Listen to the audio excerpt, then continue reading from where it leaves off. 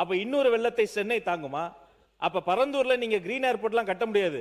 வேணா water airport வேணா கட்டி மிதந்து வேணா போலாம். விவசாயிகள் சார்பில் சொன்னதை செய்த மாண்புமிகு முதல்வருக்கு நான் நன்றி சொல்கிறேன்.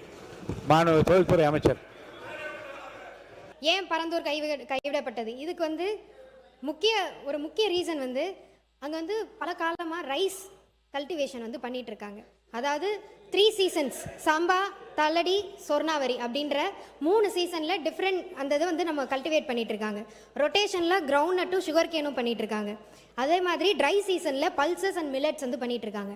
இதை தவிர 10,000 ஆஃப் மெட்ரிக் டன் ரைஸ் வந்து ஆனுவலி தமிழ்நாடு சிவில் சர்ப்ரைஸ் கார்பரேஷனுக்கு வந்து கொடுத்துட்ருக்காங்க அங்கே இருக்கிற விவசாயிகள். இது மட்டும் இல்லாமல் பிடிஎஸ் டிஸ்ட்ரிபியூஷனுக்கும் அவங்க வந்து கொடுத்துட்ருக்காங்க.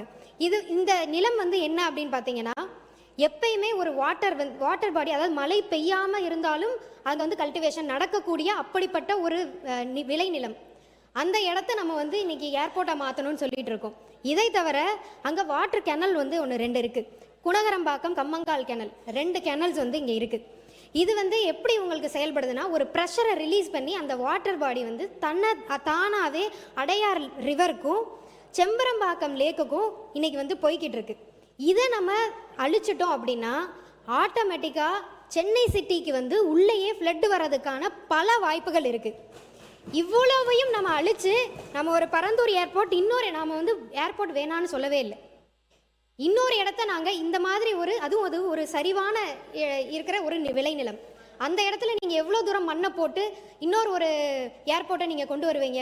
இதே இது கொச்சினில் நடந்தது. இதனால 14 நாள் வந்து அந்த ஏர்போர்ட் வந்து பூட்டி கிடக்கப்பட்டது. இதே மாதிரி ஒரு விளைநிலத்தை கொண்டு வந்து அந்த ஏர்போர்ட் 14 நாள் பூட்டி கிடந்தது.